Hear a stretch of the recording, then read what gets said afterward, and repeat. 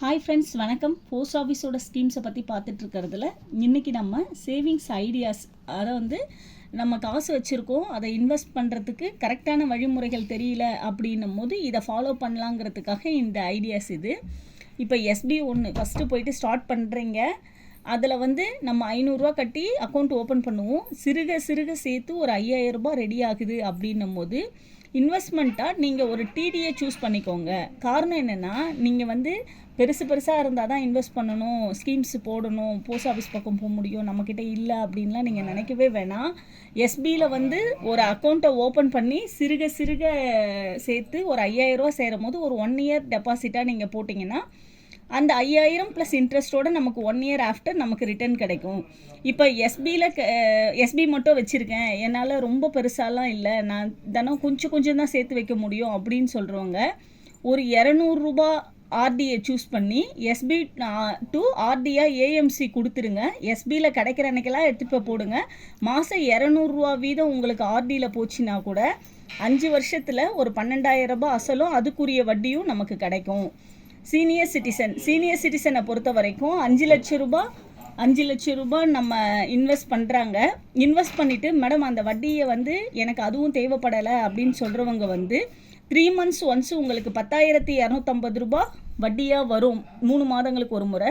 அதை ஆர்டியாக போடும் போது மாதம் 3,400 ரூபான்னு சீராக பிரித்து ஆர்டிக்கு ஏஎம்சி எழுதி கொடுத்துருங்க. நீங்கள் ஃபஸ்ட்டு ஒரு 2 மாதம் மட்டும் நீங்கள் அதை சரி பண்ணி விட்டுட்டிங்கன்னா அதுக்கு அடுத்தடுத்த மாதங்கள் வர காசே அதுக்கு உங்கள் எஸ்பியில் நிற்கும். எஸ்பியிலேருந்து ஆர்டிக்கு ஏஎம்சி கொடுத்துட்டிங்கன்னா உங்களுக்கு 5 வருஷம் கழித்து இது ஒரு நல்ல இன்வெஸ்ட்மெண்ட்டாக கிடைக்கும். இப்போ சீனியர் சிட்டிசனில் ஒரு 5 லட்ச ரூபா போட்டிருக்கீங்க, உங்களுக்கு ஆர்டியில் பெருசாக இன்ட்ரெஸ்ட் இல்லை அப்படின்னா உங்கள் வீட்டுக்கு பையனுக்கோ பொண்ணுக்கோ ஆர்பிஎல்ஐ போட்டு கொடுத்து அதை குவார்ட்டர்லியாக நீங்கள் செலக்ட் பண்ணிட்டீங்கன்னா இந்த வர வட்டியை எடுத்து அவங்களுக்கு இன்வெஸ்ட் பண்ணி கொடுக்கலாம். இப்போ எம்ஐஎஸ் டு ஆர்டி நான் எப்பயுமே ஒரு தனி வீடியோவாக போட்டிருக்கேன், அதை பற்றின விளக்கமும் நான் கொடுத்துருக்கேன். அது மாதிரி ஆர்டி ஒரு பணம் கட்டியிருக்கேன், நான் ஒரு 5 வருஷம் 500 ரூபா கட்டி 30,000 ரூபா ப்ளஸ் வட்டி வந்திருக்கு மேடம், அதை எப்படி இன்வெஸ்ட் பண்ணலாம் அப்படின்னு கேட்டிங்கன்னா டிடி போட்டுக்கோங்க. அதை டிடி, கேவிபி, என்எஸ்சி இதெல்லாம் எந்தெந்த வருடங்கள் நமக்கு எப்படி ரிட்டர்ன்ஸ் வருங்கிறது இதுக்கு முந்தின வீடியோவில் இருக்குது, அதை பாருங்கள். உங்களுக்கு எது ஓகேவோ அந்த மாதிரி எடுத்து அதை சேமிப்பை பொறுத்த வரைக்கும் சிறுக சிறுக சேர்க்குற காசு நமக்கு ஒரு பெரிய வளர்ச்சியையும் பிரமிப்பையும் கொடுக்கும். சிறுக சிறுக வாங்குகிற கடன் பெரிய அழிவை கொடுக்கும்னு சொல்லுவாங்க.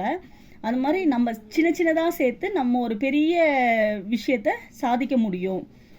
இப்போ எஸ்பியில் இருக்குது, எம்எஸ்எஸ்சி கூட நீங்கள் சூஸ் பண்ணிக்கலாம். அதை இதுக்கு மினிமம் 1000 தாங்கிறதால எனக்கு ஷார்ட் பீரியட் தான் மேடம் வேணும், லாங் பீரியட்லாம் எனக்கு விடுற அளவுக்கு ஐடியாஸ் இல்லை ஏதாவது ஒரு எமர்ஜென்சினா உடனே எடுத்துருவேங்கிறவங்க எம்எஸ்எஸ்சி சூஸ் பண்ணிக்கோங்க.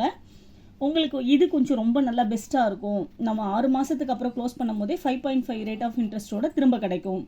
எம்ஐஎஸ் போட்டிருக்கேன், எனக்கு மாதம் வர வட்டியை ஆர்பிஎல்லையும் போட்டிங்கன்னா இது உங்ககிட்ட இருக்க பணத்தை இன்வெஸ்ட் பண்ணி வட்டி வர்றது.